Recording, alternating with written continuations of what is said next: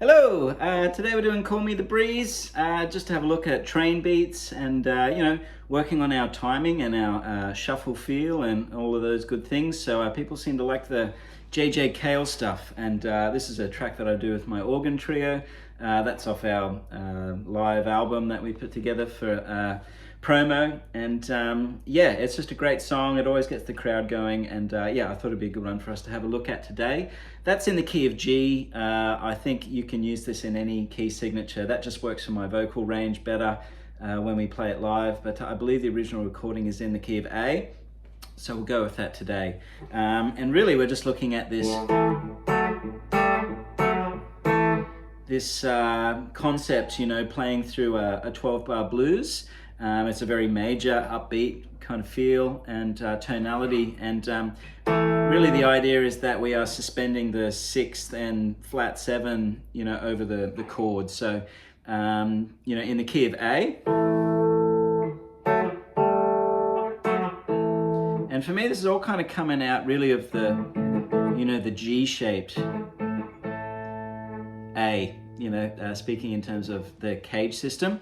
And what's happening here really is I'm kind of superimposing the major pentatonic and the A7 arpeggio, the Mixolydian scale, kind of on top of each other, to kind of unlock the fretboard for myself and to play a major blues. Excuse me.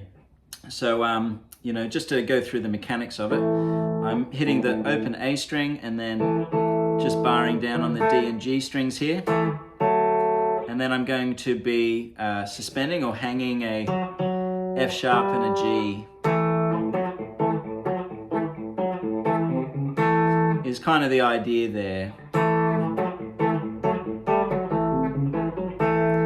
And they're kind of the two figures that I would use in all 3 chords to work my way through the song really in terms of the rhythm guitar part. So. Okay, so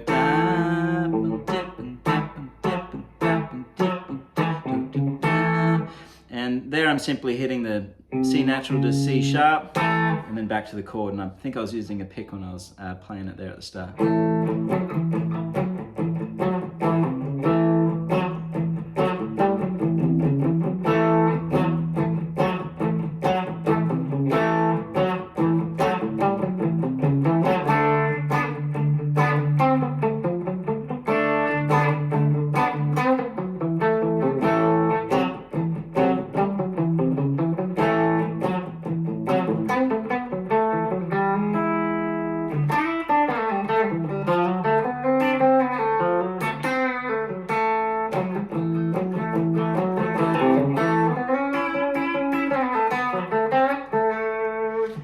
So all of those ideas work beautifully in this song. I think the A7 gives a really kind of happy feel, and really I'm just kind of playing blues licks that kind of cross that divide between the major and minor tonality there. So for me, I'm kind of thinking, you know, in terms of like the A major pentatonic, you know, I'm thinking of the fretboard in F sharp minor, and that's just how I break it down for myself. F sharp minor is the relative minor of A major. I'm sure many of you know that, but you know, I'm kind of using the pentatonic scales across F sharp minor, and kind of making sure that I'm hitting notes out of the A7 chord there. Excuse me. So.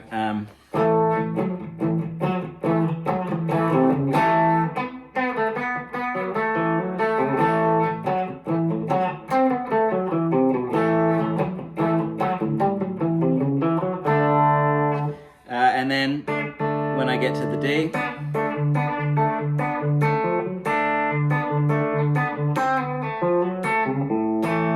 you know, always kind of leaning on that C to the A, you know, will get you back to home base pretty nicely each time.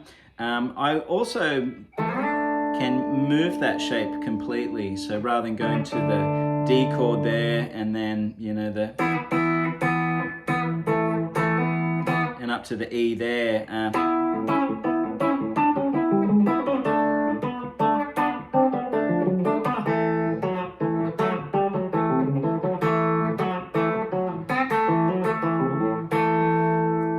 So, you know, for me, it's really been spending a lot of time just experimenting and playing around with that chord progression to, you know, find my way through it, add my little solo lines and my fills, and just find a few phrases that connect the chords up and, you know, resolve back to the chord one, etc.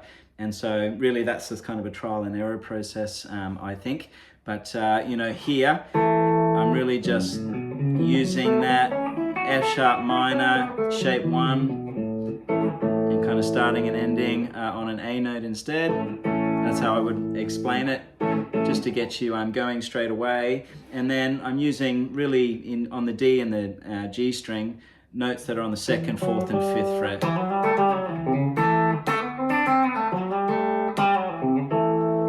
And just kind of playing around with that, I think, is a really, you know, good place to start. And yeah, I'm kind of thinking, you know, Black Dog by Led Zeppelin is a really good reference point for this. That's kind of where I first encountered that sort of stuff in a way that made me want to play it.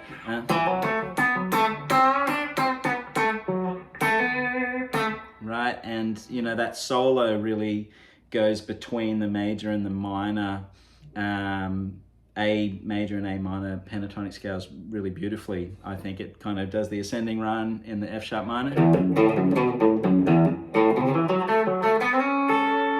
Right, and then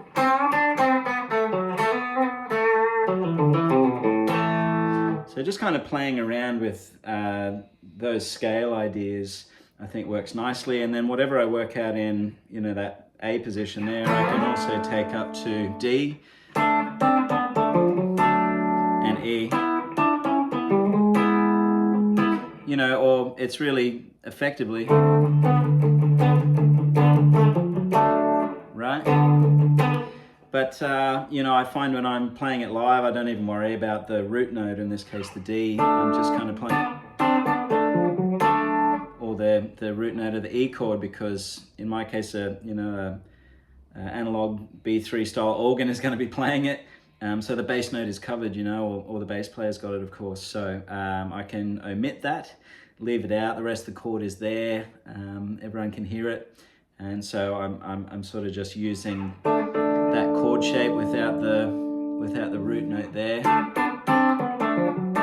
which is really like the G-shaped D and the G-shaped E. And so I'm using the chord, I'm finding the arpeggio,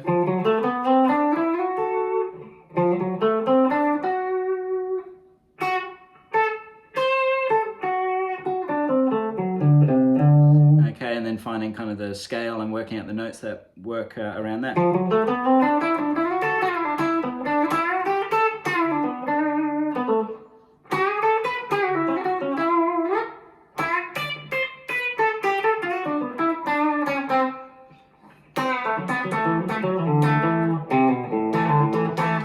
country guitar thing, something I've been working on for a while.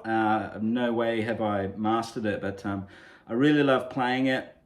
I found it incredibly useful for my sense of timing and you know, navigating the fretboard, working through, you know, players like Guthrie Trapp, Brent Mason, Johnny Hyland, you know, Albert Lee. You know, I just really love that sound. You can probably tell from the guitar that I'm playing here. And so, yeah, I found that stuff incredibly useful and has really kind of helped me, you know, develop my musicianship as well, just in the fundamentals of timing and feel and playing within the chord and all of those good things. So yeah, for me, this is a really great song to develop that stuff. And yeah, I think this might not be, you know, the J.J. Cale version note for note, but certainly how I play it in my band. And you know, in the case of the key of G where we do it, I simply am thinking out of that chord shape there, and I'm just kind of hitting, you know, these little dyads or these 2-note chords. And so I'm on the 5th fret there of the A and the D string.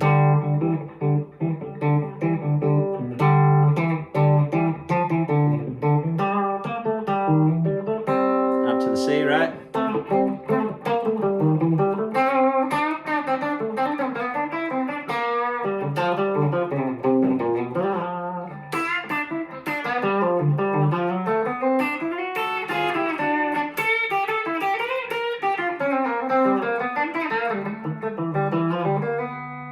Right, so all of that stuff is totally movable as well, you know, and so in the rehearsal process, I'll kind of be finding, you know, the best key signature for my vocal range, and in this case, it just worked out better if I just move it a tone down. So we just took everything from the key of A and moved it to the key of G, you know, and that's just kind of what happens. So yeah, I think, you know, a train beat, backing track that you find on YouTube. This one here is from the live album that I recorded with my band, and yeah, we sort of used that to try and get gigs and try to make a bit extra cash at our merch desk, etc. But yeah, I have found just some generic train beat video clips as well on YouTube, which I've practiced many times too, and yeah, just trying to keep things going. And I suppose, you know, the next level to this would be to just try and find phrases that don't break the groove. So